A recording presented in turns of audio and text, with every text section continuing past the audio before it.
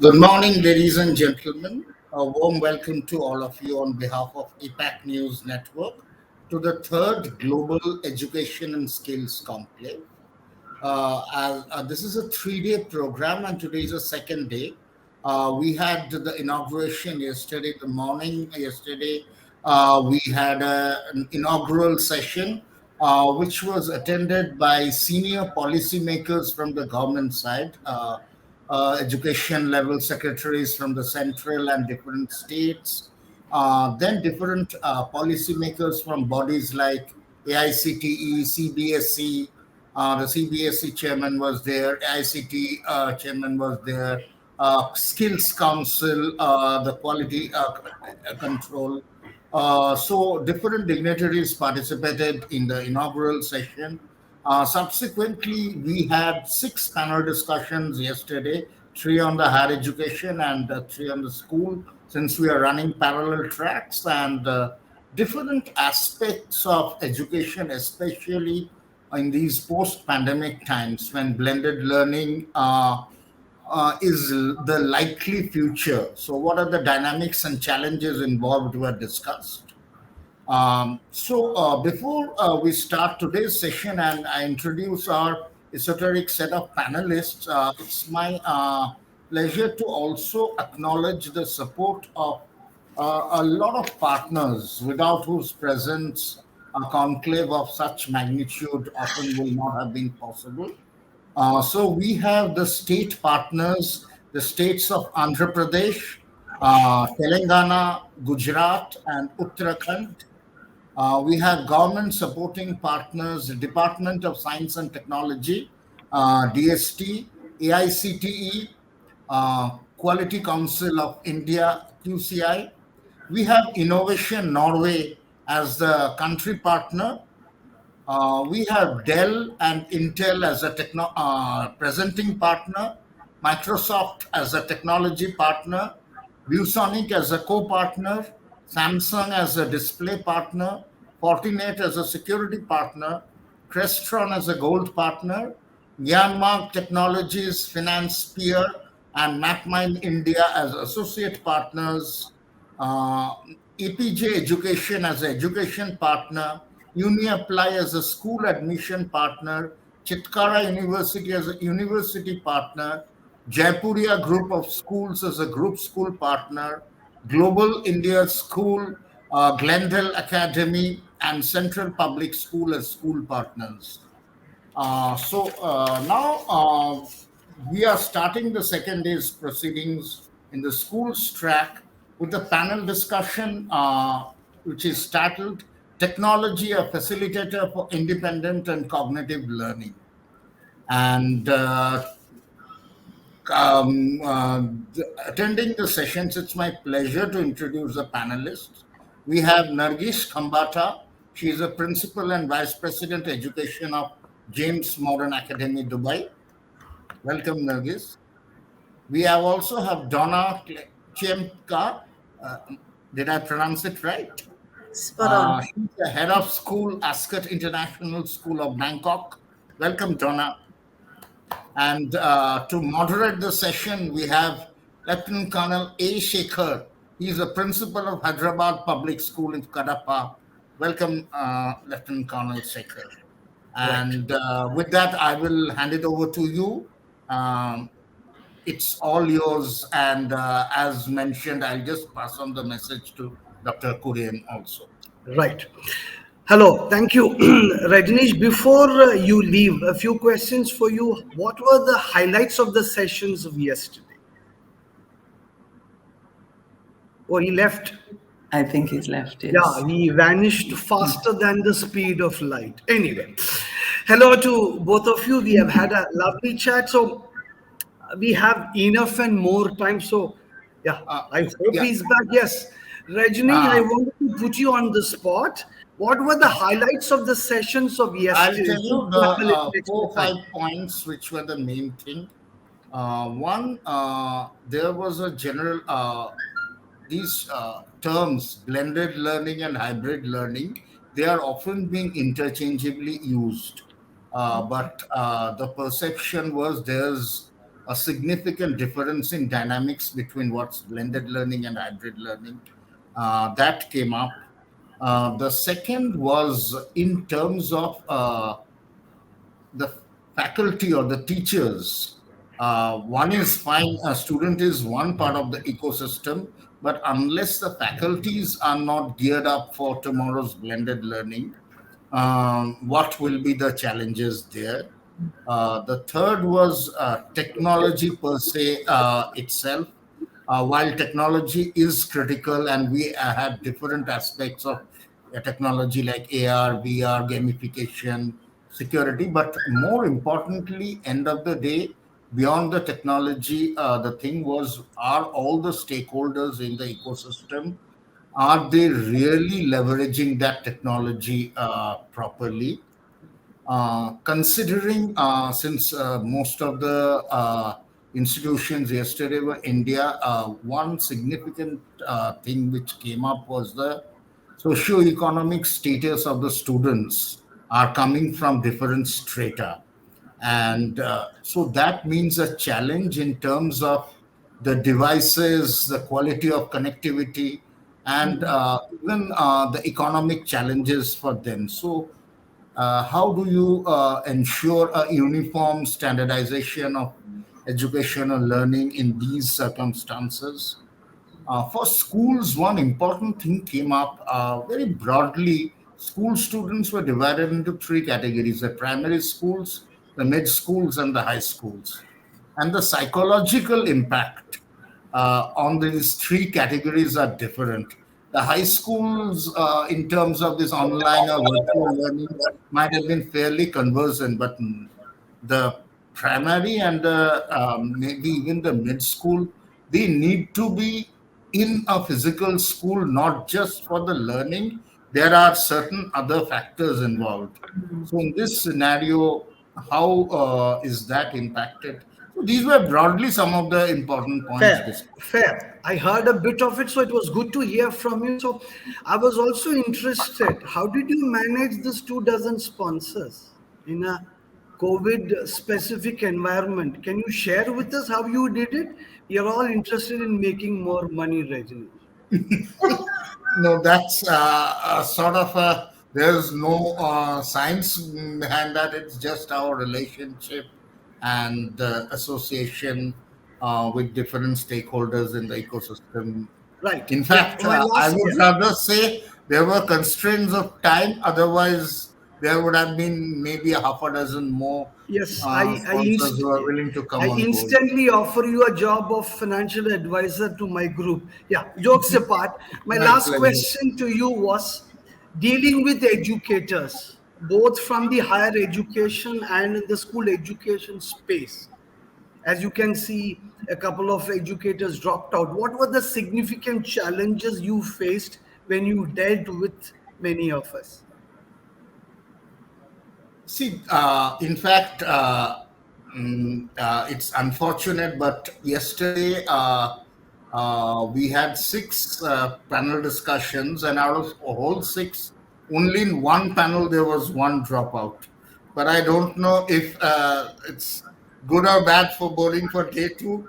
We start the session with two dropouts in the morning. Right. No, no, Uh, I'm just asking on a different note beyond your professional responsibilities. How easy or difficult was it to deal with educators from various parts of India and abroad? What were the positives and what were the challenges you faced?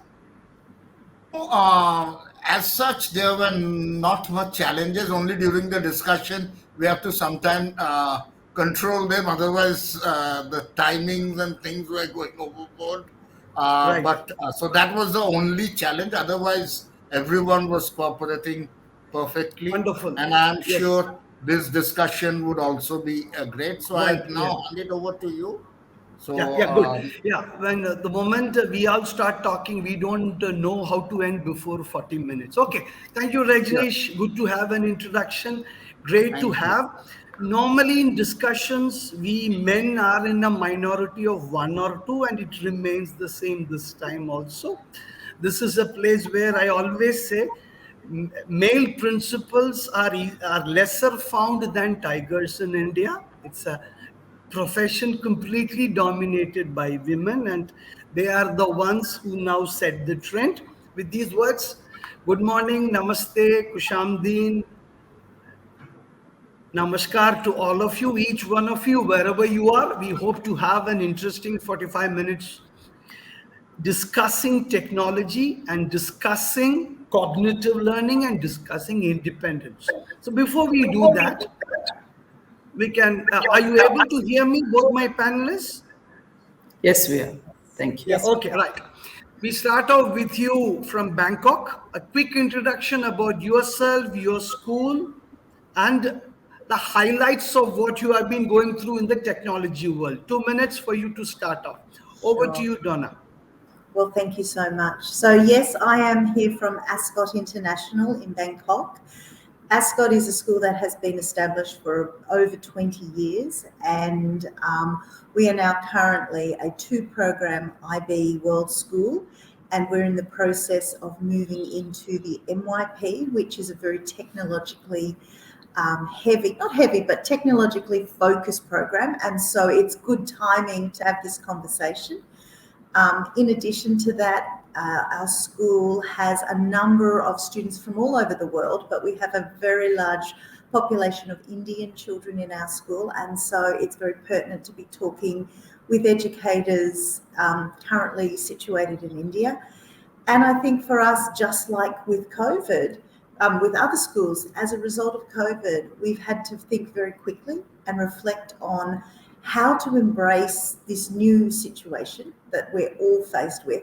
How do we respond to it in a way that ensures our children's access to the curriculum and the quality of the teaching and learning they receive remains the same, regardless of whether they're in person or at home. And so I think we are all sitting in the same boat, per se, in relation to how do we move forward. I think it would be very... it would not be astute of us as leaders to presume that we will return to a world pre-COVID. If we do a U-turn and go back to how things were, we've learnt nothing from this experience. So for me, it's about saying, all right, what are the pieces that matter? What are the pieces we cherish and value, and how do we maintain those in our school? But how do we now embrace technology and move forward with the new skills and the innovation that COVID has forced us to approach our work with? Right. How many students do you have in total in your school? Sure. We are 550, and we are a K to Year 13 school. Okay, great. So how many staff members? Around about 100 teaching staff, and 100. then So, another 30 plus auxiliary staff. right. Good. So you were talking about technology being the key as of now, and you used the right word, access and quality. How can we make them the way we want them to learn at the same levels where we were pre-COVID? Now, this has been a significant challenge. What are the maybe 5 steps you have taken to ensure that the quality is sustained? Well, there's probably not 5 steps, I'm afraid, but I can certainly tell you our key focuses. And I think regardless of where we're situated or what's going on in the world, we need to understand our pedagogical, our teaching approach, and be very firm in that. So we're very fortunate, because we are an IB school, that we are committed to inquiry-based learning. We're committed to constructivist learning. And we have outside programs that support us. Our students do IGCSE, and our students are working towards an IB diploma. So we have a framework of, for better use of the word, quality assurance. And that can't change whether we're on campus or whether our children are online. So then it's about really asking ourselves, how do we maintain that quality of teaching and learning in an online context? And so it's not about flipping and buying children textbooks. It's not about sending out packs of worksheets. It's about saying, how do we use the technology to deliver the same sort of thinking experiences? And so as a school, we've had to look at different platforms. We are a Google school, so we have a wonderful suite and array of facilities to help our children dialogue, communicate. But then in the primary school, we've accessed different platforms to enable that reciprocal nature of learning that we value so much. And it's also about then saying what's important, what do we need, what can we replicate online, what can't we replicate online, and how do we make it work? And I think for me and for all schools is understanding your educational approach. If you immediately revert to something different because you're working online versus in person, that's not fair to your staff. And it's not fair to your children who understand how we learn. So for us, the move in secondary to online was smoothless. We had set the parameters up. We were a Google school. We moved to Google Classroom, and our students had live teaching every day. As we've now returned in a I would say best descriptor, blended learning capacity, and our students are in 50%. One day's online, one day's in person. And so the teachers have had to change their approach to saying, well, what do we need to deliver in person, and what can we allow our students to self-manage and guide themselves at home? But the key piece is knowing, I believe, your pedagogical approach, and then saying what technology supports that, rather than saying, here's a program, make it work. Fair. I have a few questions, some of them provocative based on what you have answered so far, but I'll get back to you on this. Yes. To you, Nargish. Good morning. Yes. Tell me something about yourself, your school, an overview. 2 minutes. Over to you. Thank you, Colonel Shekhar. Donna, I really enjoyed listening to you, and I found so many parallels between what you're doing in Bangkok and what we're doing here in Dubai. I'm the principal and CEO of GEMS Modern Academy, and I wear two hats. I'm also Vice President Education at GEMS Education, which is a K-12 provider, which provides education to thousands and thousands of children around the world, with a primary focus, of course, in the Middle East. We have 3,600 students on campus, and we've been at 100% back to school since August. And I think a sensible approach to managing the situation, including vaccinations and all the rest of it, has helped that transition. We are a dual curriculum school, just like Donna's school is. We have the ICSE, ISC on one pathway, and we've got the IB diploma on the other. We've been established as a DP school, diploma school, since 2014, a PYP school since 2020, and we're now at the MYP accreditation stage. So you can see the parallel there. Yeah. And just to quickly, since I know your question was number of staff, etc., so we have 271 teachers. We have 75 teaching assistants, a lot of ancillary staff, of course. And I think, sorry, you want to ask something? No, please go ahead. It was, I don't know how deep you want me to go. I suppose I'll wait for the questions, but I do want to say that, I do want to say that I think Corona has been the best teacher ever, because with all the downsides that we had, the one thing we realized that we need to focus on above technology and pedagogy and all of that was the well-being of the students. And we found that that's what took a beating. We found that the teachers' well-being took a beating. And so I know this is a technology-based discussion, so I'm going to leave the well-being aspect out of it.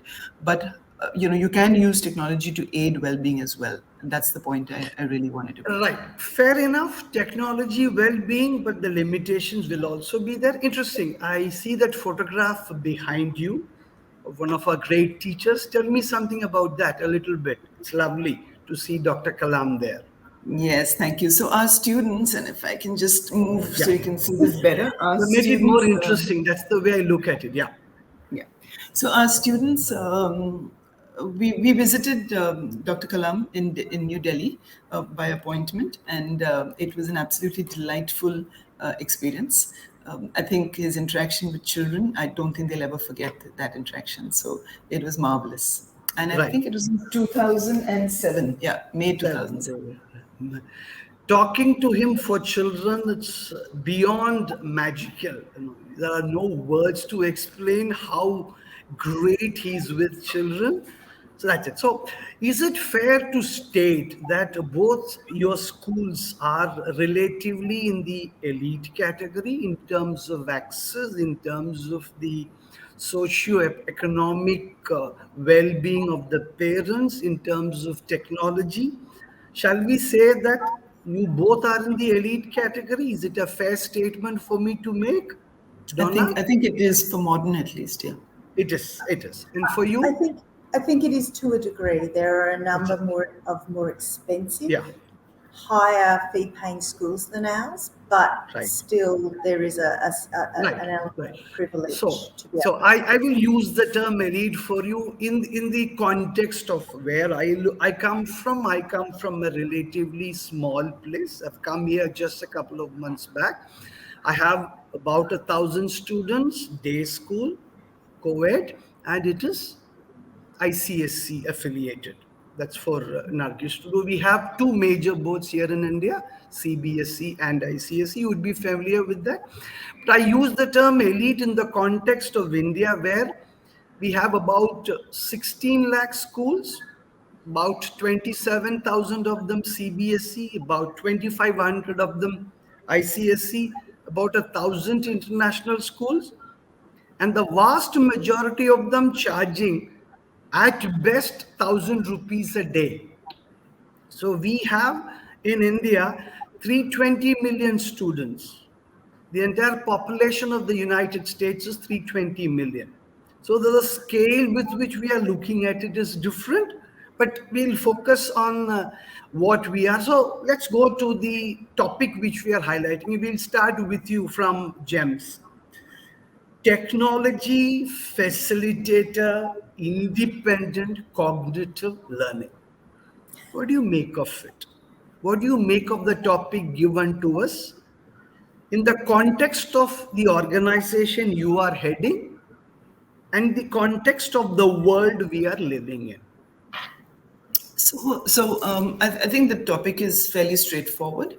How really does technology help in facilitating really independent learning, which is and enhancing the cognitive element of it. Learning can be so many ways, right?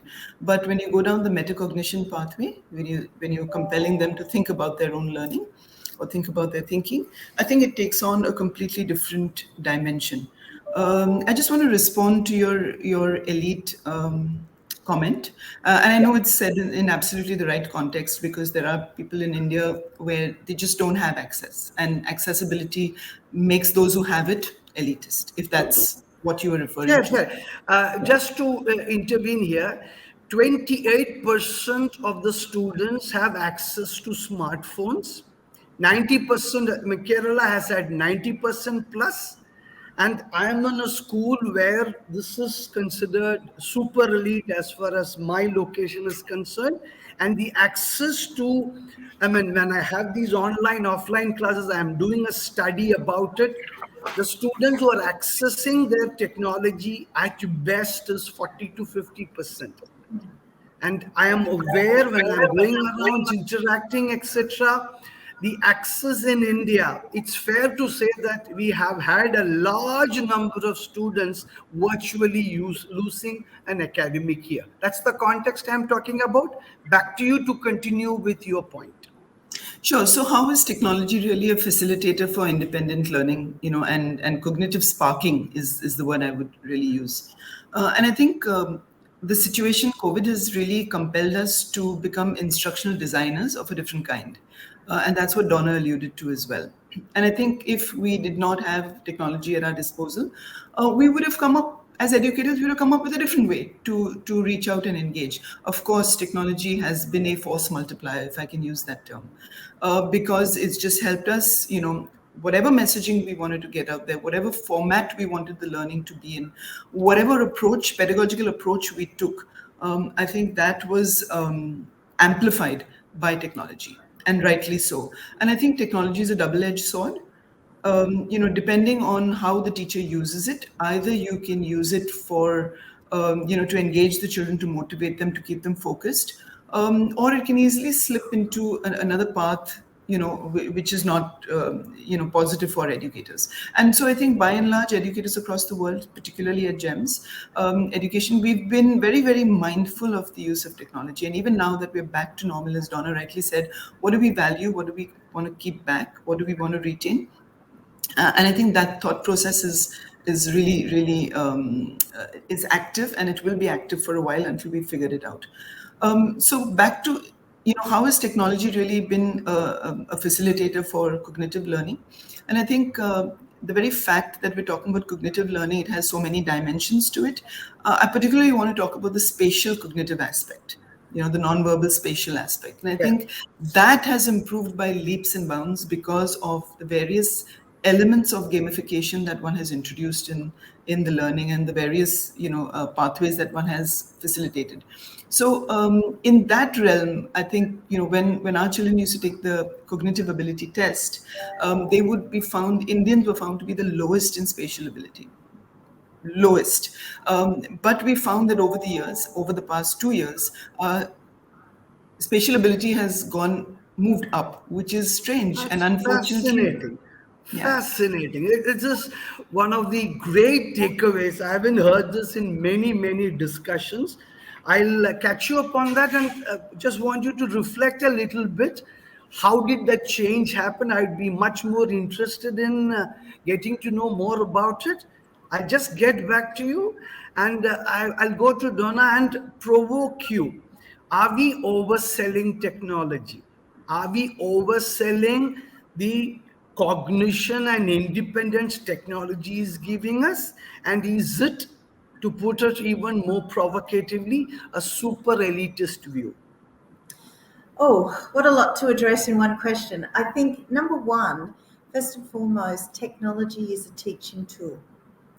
And sometimes technology is the absolute best tool to use with our students.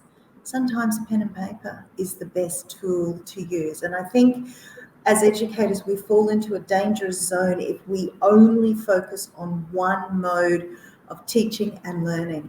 And so I don't think we're zealousizing technology.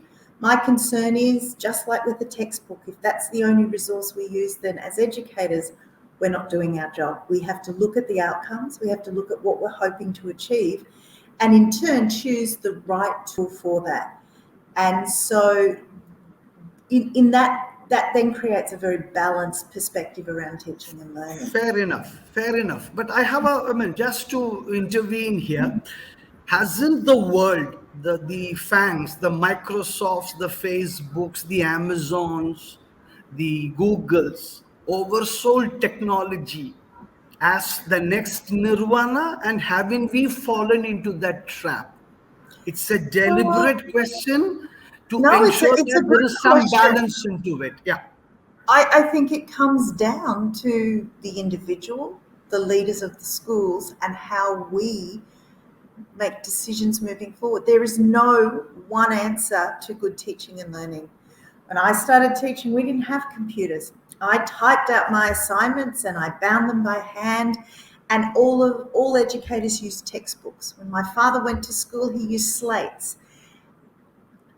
And the reality is that it's about, as a leader of a school, knowing the pedagogical approaches you want, being very, very critical of the choices you make in terms of what you embrace in the school. And once again, it's knowing where you want your students to be.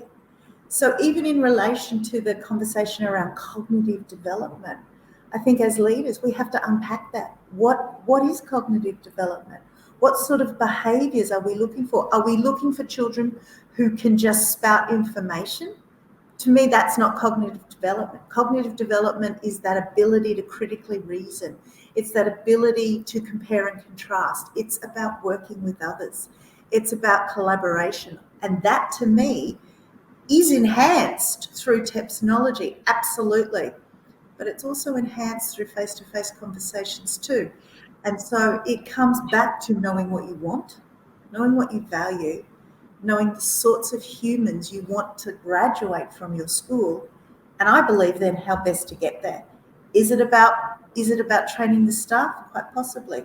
Is it also about being selective and setting up times where children can interact in a way? It really is linked to that. Fair. Right. It's a fair enough answer, but I would, once again, I'm talking about you as an individual leader, Nargish being in the same position, doing what we believe is right in getting the right balance between technology as well as face-to-face and a combination. Now, let me throw open a question which I'm sure as educators, as leaders, you would have faced. I have, say, 36 students in a class, 30% coming 50%. 12 of them have learned Newton's second law of motion online. 12 of them are learning face to face. 12 of them are doing it in a deferred telecast. What is the difference in their understanding of the topic, both cognitively and otherwise? And how would the assessment differ for those children? And how does the teacher, the educator, the facilitator, or the learning curator, you can use any term you want, get the right assessment optimizing this condition? Nargish first, and then to you, Donna. All right. Kanishikar, I'm not a physics teacher, I'm a bio teacher, but I'll just use my pedagogical. Mitochondria. Let's take Newton's second law out. We are discussing mitochondria, and just go ahead. Yeah. And I think Newton's second law is a great example for the question that you've posed.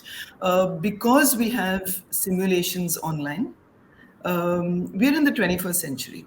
And we're actually 21 years into the 21st century. So I don't think there's any question about use of technology. It's here to stay, whether you like it or not. It's part of our existence. We've got our children, they literally are born with iPads on their arms. And they're really the techno generation. To your question, I think because of the available simulations, and I think simulations have seeped into all of our classrooms, because of the simulation and the high quality simulations that are available, I think students are able to move their manipulators, replicate, different scenarios, really problem solve because of the aspect of the simulation that allows you to move the different parameters, and therefore their understanding would be as good, if not better. Now, have they seen it physically? They haven't seen it. Will they be able to do an experiment at home to demonstrate it? A really good teacher will be able to get them to move two objects in opposite direction and get the sense of it, or including skateboards and other things. I'll interrupt you here. I'm saying I have seen this. I have done a bit of experiment with this. I've done this with teachers when I did 3 different workshops: the face-to-face workshop, the online workshop, and the deferred online workshop. Brings in 3 different levels of understanding. My question to you is, I'll get back to you on this, is how does the assessment differ, both online and offline? Because the learning, the understanding, the way they come to what our preferred learning outcomes are different. And how do you manage it? Donna, to you, on ground, how does it happen? I would question the assessment technique being used, to be completely honest. I don't believe that the model of dissemination of the education impacts the outcome. I believe it's what you're asking the children to show. And I think that, and I'm an early childhood teacher, so I'm not going anywhere near the scientific content of Newton's whatever, but I am presuming that you can represent your understanding of that concept through multiple tools, whether it's making models and annotating it, whether it's writing an essay, whether it's videoing yourself. And I think that's where you're heading, Nagish, videoing the children, videoing themselves. The technology enables them to show their understanding if the assessment task is clear and open. No, you are looking at it. I interrupt you here. Normally, I wouldn't like to. The point I'm trying to highlight is The teacher is doing her best in getting all three groups right. But my question to you is, the understanding of the learner is significantly different, at least at this stage of present continuous COVID and introduction of technology. That is my So, proposition to you. Do you agree? Do you disagree? I am talking out of thin air. Yeah. Donna. so sorry, go on, Donna. My question is, why is their understanding different? And it comes down to the approach. First of all, I think it's really quite inequitable to ask teachers to teach across three platforms like that. Fair. Because Fair. essentially that's three different lesson plans that they would have to do. Exactly. So That's a what I lot was on coming our down to. videos. Go ahead, please. But if their understanding is different, it once again should not be the technology's fault, but it's how we're teaching using the technology. Great. Nargesh, your take, agree, disagree, or call me a fool. Go ahead. No, well, a wise fool if it were to be a fool, because the question is a sensible one, and that's something I think has kept educators awake. What is missing in the learning experience of the children? I think that's what's kept us awake. And I think, to be fair to teachers, while the adaptation has been extremely sound, in some areas of learning, I think they're doing a fantastic job and the learning outcomes are better and assessment shows that. And there are some areas where the learning has not been as sound or as solid.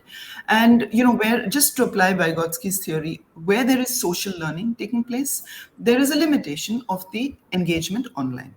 Whereas when you're in school and when you're with your colleagues and when you're with your peers, the learning outcomes are different where you feed off each other. Of course, technology has, I mean, we're just as Ascot is a Google school, we're a Microsoft Showcase school. Teams has evolved on the go, and we've requested a function, and they've come out with it. We've requested they've evolved along with us. So I think some things, just as when you're teaching face to face, there are some things you can teach really, really well, but there are some limitations. When you have technology, that is enhanced. So I think both have their own merit, and therefore I think for a teacher today, what is it that we value? What is it that we want to teach through technology? And what is it that we want to teach face to face? And I think, for example, we did an experiment and we learned really, really fast. So we rolled out a masterclass, a 3-part lesson, a masterclass, a tutorial, and a one-on-one, and a self-learning. So those were the 3 aspects. And we had, while 70% of our students embraced it, 30% were clueless what's happening. And so we had to scrap that really, really quickly, even though 70% benefited, because we realized it's not good for everybody. But that's what COVID made us do. It made us think of programs. It made us search globally. What is happening? Who is trying what? Can we do this? Will it work in our school context with our children? And we failed fast, we failed forward. And the learnings from that, now we've retained some elements of it and kept it, and some elements we've completely banned. So I don't know if I've answered your question, You Kalam. have very much answered the question. And I'm glad that you talked about experiments, mistakes, and failures, because we have a great deal of this to happen. I mean, in fact, I come from being abroad. You have a very different perspective. Why I make this point so much of a focus is here. On ground, I did a study of maybe well over 1,000 educators across India. So, and I spoke to close to 2,000 students also, face to face, interacted with them. So their answer, technological learning for us has not matched face to face learning. They were very clear in the cities of India: Bangalore, Hyderabad, Delhi, Bombay. One. Second, teachers and students, the best of students, quote unquote, and I'm a little concerned when I use the term best of students, they were saying that, sir, at best, we were able to learn 60% of what we learned face to face. So at the start of this online thing, the students were clear that we, as the toppers, were able to only come up to about 70% of what we learned face to face. I'll get you to answer. You can challenge me. 30%. And when we got down to teachers and staff, they said our average and relatively weaker students lost more than 50%. And that is the learning gap which we are extremely worried about. Yes, over to you, Nargesh. Yes, so I have really two responses to that. One is that the experience was different for different students. Obviously, that goes without saying. I would say that we're trying to create independent learners, and they say up to the up to grade 4, you learn to read. After grade 4, you read to learn. And so I think the purpose of education is to get students to be independent learners, and how a teacher goes about facilitating that is up to I think the expertise of the teacher and the strong practices that a school has built, as in its teaching faculty. Fair enough. Having said that, I think there are some students who've actually thrived and they've done very well in that environment. So it's really worked. And I think that, yes, there is a gap, but rather than making a blanket statement that they've lost out on 1.5 years or 1 year of learning, I think we should be very mindful about identifying where those gaps are, what is it that they've lost out on, and then working. For example, in our school, we've realized that writing has taken a big beating. You may argue that writing is not a skill they may require in the future, but we feel it's something that needs to be addressed. And so not only the physical writing, but also the cognitive process of writing, the different genres of writing. And so we've got a writing improvement plan in place, a 2-year writing improvement plan. We've actually invested in whatever we've invested in, but we've done that to make sure that our children are back on track. So I think one has to be mindful of identifying where those gaps are rather than make blanket statements. Fair. I mean, I'll get back to you to answer my question. Mine was that deliberately provocative statement, but some part of it is true because the vast majority of our 320 million children who are here around, they do not have access to the kind of learning, and they are going up through. I mean, I'm seeing it on ground when I meet them, and the challenge on ground is significant unless you are perhaps in the top 5% of schools. Donna, your response. Well, I think it's interesting to look at the children, as Nagish had said, who flourished in this environment. And I'm not sure if you're aware of studies that came out of New Zealand after the earthquakes a number of years ago, when all the schools had been demolished and many of the children remained at home with no access to pedagogy in their home. And what they found is academically there weren't the gaps. The children were able to catch up with, once they returned to school, on the content and the knowledge that they required to progress through their education. What they found from this study was that children knew how to play. Children had time to play. Children had a wonder in the natural world because they were spending more time outside. And whilst we haven't had those social interactions as a result of COVID, to me, they're the pieces that are missing from our students' education, and less the access to knowledge. When our children in Australia came back to school, we had to teach them how to talk to each other without pressing. Absolutely. We had to put rugs out on the ground and have them sit together and facilitate conversations, because that's what they'd missed. Their reading and their writing ticked along fine. And absolutely, like with Nagish, there are areas of focus that we have to now drill into because of the nature of this switch. But that's teaching and learning. If we had them all at school, there would be key strategic focuses that we as schools would be saying, right, maths is our area of focus, or critical thinking is our area of focus. I just see it very much as COVID has shaped our strategic thinking a little bit more, but the game of teaching and learning hasn't changed very much. Fair enough. No, I once again reinforce from, I'm coming from a different perspective. Yes, I use the term absolutely. elite for a very specific reason. It was not pejorative. It was said that the facilities and the kind of access you have to technology and quality. And I normally use this term, a student in Leh. Leh is in Ladakh, which is in the east of India, closer to Jammu and Kashmir, northern part of India, a student in Leh gets, say, 80% marks in his class 10 board exams, and a student in, say, Bangalore gets 90%, who is performing better in terms of access, teachers not available for 6 months, all kinds of things happen. So I'm looking at it in a very different relative context. Yes, you wanted to intervene. Yes. Yes, I do, because I want to challenge you on your premise that marks determine learning. Fair, They don't. fair, fair, agreed. I just gave it as a metaphorical example. I am from the Indian Armed Forces, and for whatever you do, and I'm a great believer, at the end of the day, whether it is leadership, nobody has yet in my 35 years asked me what's my 10, grade 12 or graduation marks. They have told me, what have you done? And hopefully in my interviews, I've been able to convince them that I've failed more than anything else.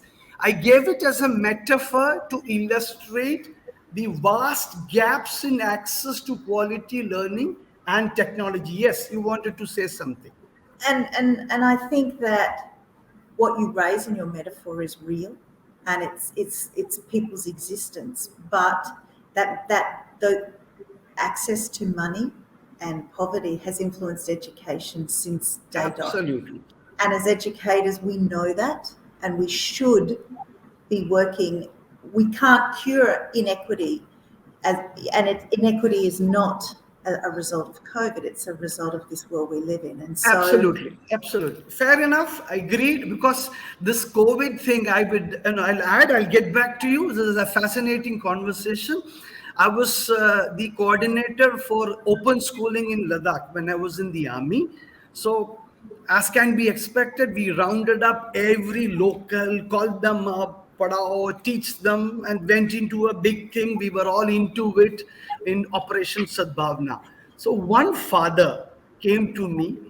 He said, my son, this was in 2005, my son will earn 1,000 rupees. I'm talking about 1,000 rupees. Then it will be about $100+ in a day during the tourist season. Please give me that 1,000 rupees and get him to study 8th standard.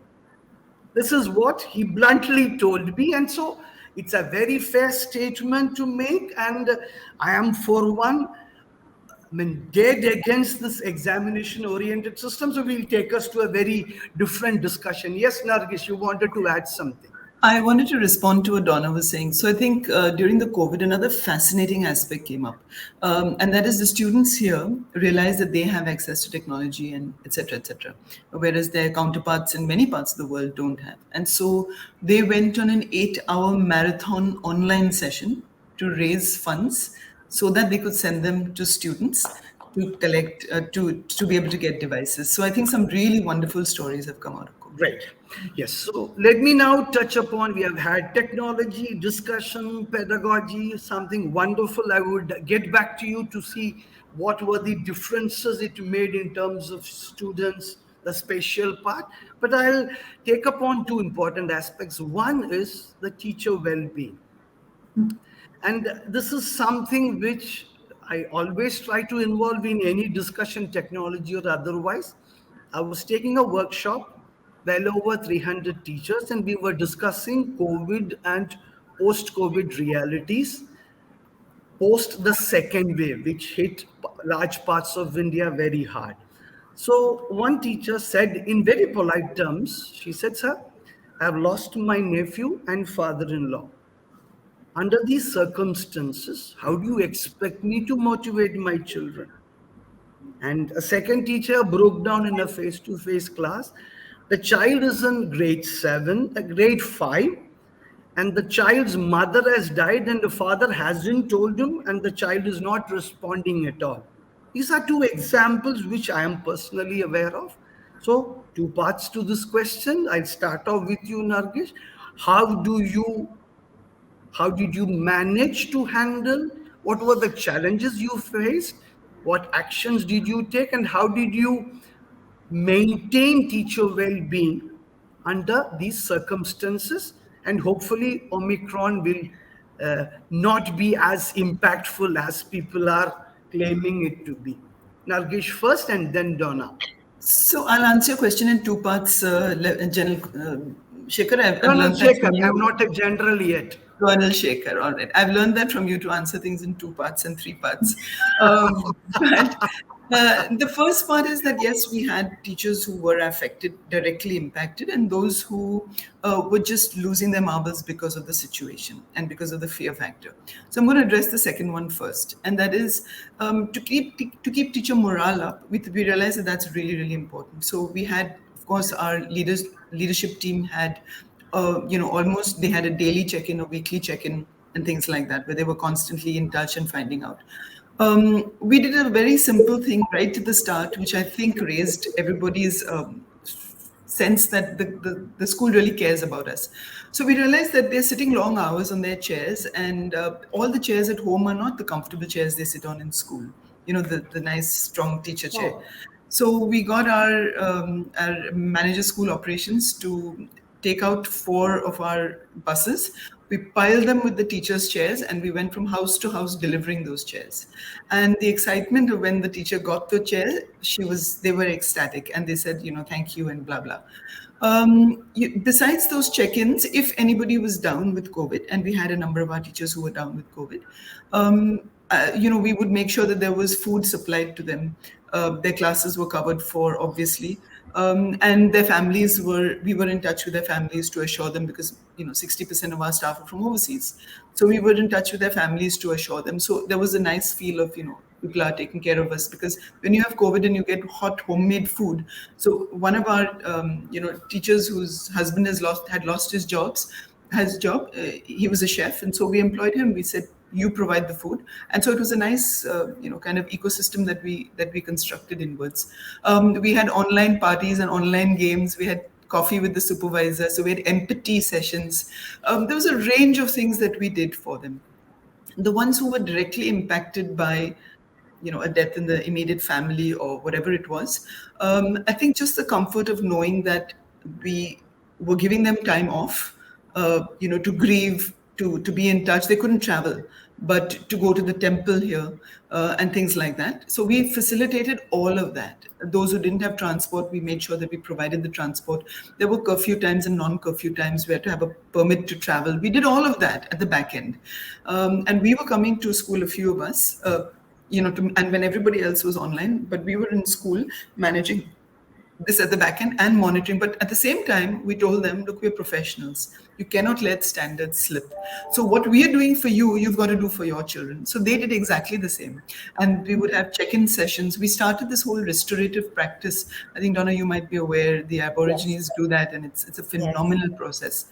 And so online circle time, and that just an opportunity to share at the start of the day before you went on to the teaching and learning, because you can't get them to do teaching and learning if you don't do that. Having said that, I must say that there were some children who took advantage. They would have their games on the side, and they would multitask, and they'd be messaging, and but we realized that's all part of it. And so how do you manage that? And that was something we used our counselors for. So was it perfect? It definitely wasn't perfect. We tried our best. I think we were pretty successful in what we did, because when the children came back, and they told and shared all their stories, we had a 2-day back to school just for all of this, sharing and bonding and understanding how it is to work back in the real world. And we're happy with the outcome. It wasn't perfect, but we're happy that we did our best. Great. Fascinating to hear. Yes, over to you. And look, I could, other than different cultural experiences, we very much did exactly the same thing, because we know if our children are hungry, if they're tired, if they're feeling unhappy, they won't learn. And it is very much the same for our teachers. If they're feeling emotionally drained or they're dealing with family illnesses, the best thing we can do is to support our community. And it is very bespoke in how we do it, but we did very much the same thing as Nagish has done in just providing teachers opportunities to work at school if they could. We would have, because of our restrictions were a bit different, we would do walking buddies, so you could team up with a colleague and go for a walk around the local area as a way, online trivia nights and different things to become more creative around how we support them. Because let's face it, the reason we teach is because we love the interaction with the students. And that's what sustains us and that's what fulfills us. So in order to keep the momentum going, we have to find ways to sustain and fulfill our teachers. One of the things we did in Australia is we were able to physically go around and deliver iPads, devices to our primary school students because they needed access. And that was the most glorious experience because the community of staff were knocking on doors, delivering iPads, all socially distanced, but seeing the little faces popping through the doorways just filled us. And what it did is remind us about how important relationships in our workplace and our community are. And that's the piece that we're working very hard on now as we come back. Living within the restrictions, but finding opportunities to nurture each other. Right, great.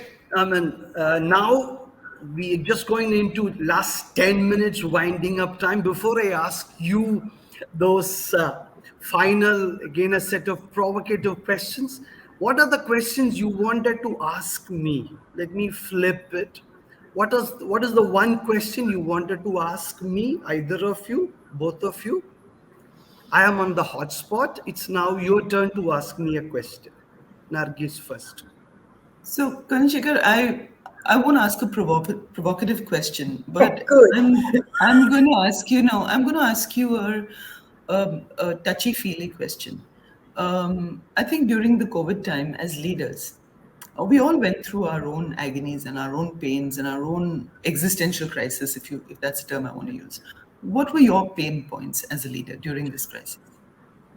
My pain points quite clearly were the lack of understanding the managements had to the difficulties the school leader and the teachers were going through.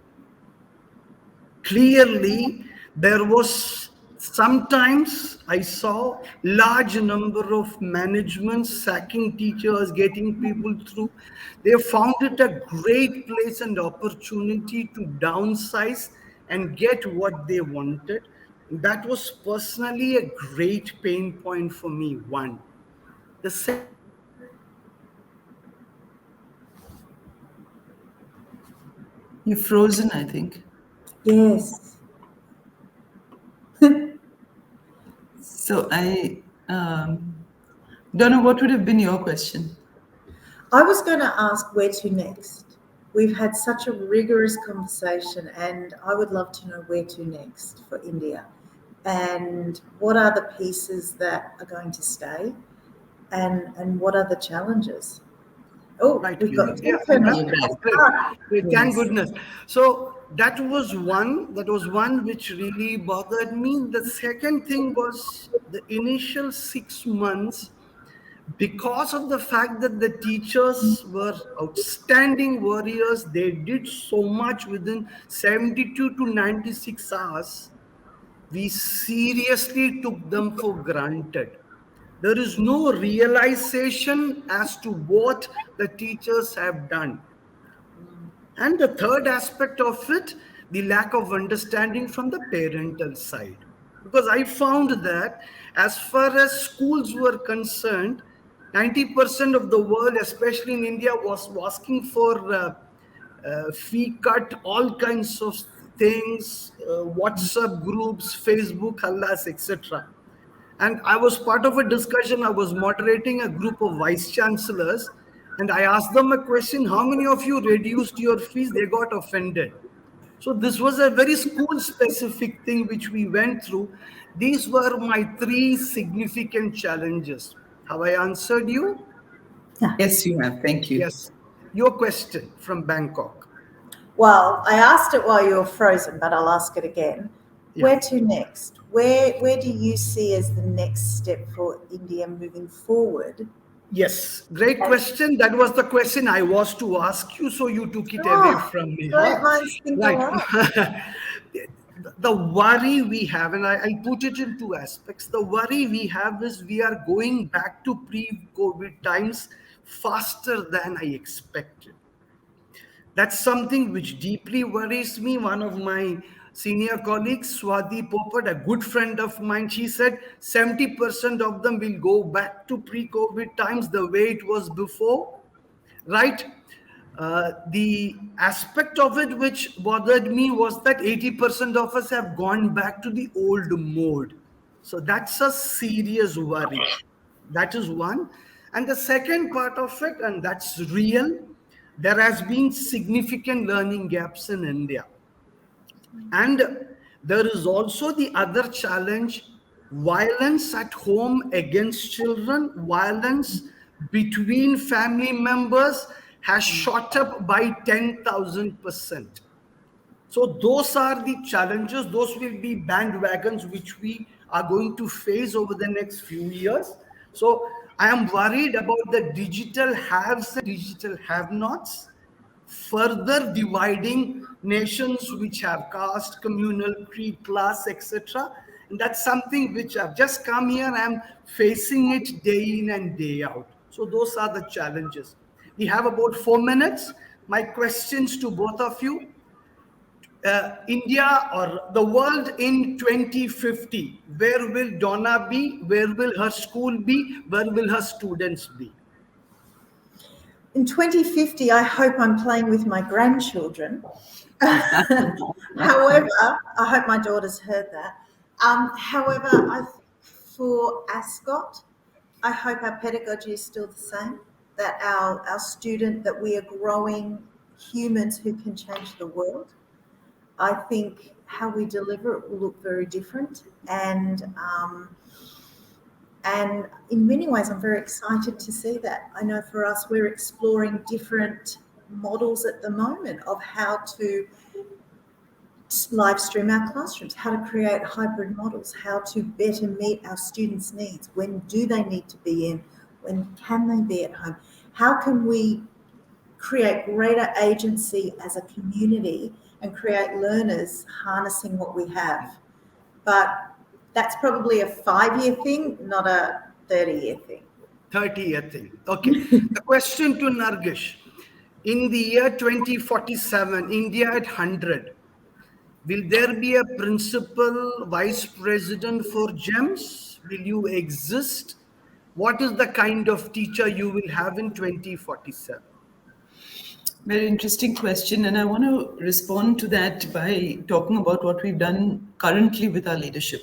And it might raise a few eyebrows, but we don't have a head boy, we don't have a head girl, we don't have house captains, we don't have prefects.